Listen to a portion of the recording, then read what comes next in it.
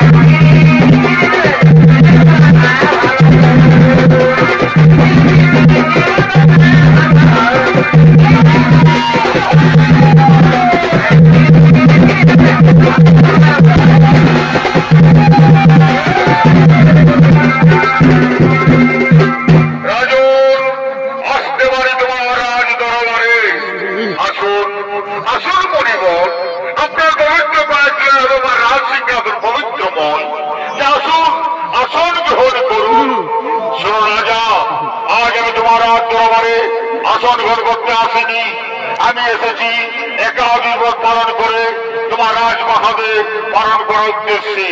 তাই তোমাকে খাবার পরিবেশন করো রাজন, তাই হবে মুনিব, তাই হবে। আর দাদি ফিরিতে আমি আপনার খাবার আয়োজন করছি মুনিব, আপনি আসুন, আসন গ্রহণ করুন। শোনো রাজা, আমি সূর্য নদী থেকে স্নান করে শ্রী ভগবানের জল দর্শন করে আমি তোমার রাত দরবারে ফিরে আসবো। তদুপর তুমি আমার জন্য অপেক্ষা করো রাজন, আমি না আসা পর্যন্ত তুমি পালন করবে না রাজন। তাই হবে মুনিবর, তাই হবে। আপনার অপেক্ষায় আমি বসে রইলাম মুনিবর, আপনার অপেক্ষায় আমি বসে রইলাম মুনিবর। এদিকে দাঁড়িয়ে তিনি বেরিয়ে যাচ্ছে, তিনি আসবে, কিন্তু এখনো মুনিবর অযোধ্যা রাজমহাদে ফিরিয়ে এলেন না। একই হবে আজ আমার দাঁড়িয়ে তিনি বেরিয়ে যাচ্ছে, কিন্তু এখনো মুনিবর আমার অযোধ্যা রাজমহাদে ফিরিয়ে এলেন না। তবে আমি কেমন করে পালন করব? আর আমি যদি দাঁড়িয়ে পালন না করি তাহলে পৃথিবীর মহাপাপী হয়ে যাব। তাই যে ভগবান শ্রীকৃষ্ণের চরণ বন্দনা করে আমি ভগবানের চরণ নামিত পালন করব, তাতে আমার দাবি তিনি পালন করা হয়ে যাবে। হে কৃষ্ণ করুণা সিন্ধু জগৎপতি দীনবন্ধু গণেশ কান্ত রাধাকান্ত নমস্তুতে। একই রাজন, একই করছো তুমি? তুমি আমাকে ফিরে আসতে না দিয়ে পালন করছো কেন? হে মুনিবর, এছাড়া আমার কাছে কোনো উপায় ছিল না মুনিবর। দাবি তিনি বেরিয়ে যাচ্ছিল, আর এই দাবি যদি পালন না করি তাহলে পৃথিবীর মহাপাপী হয়ে যাব।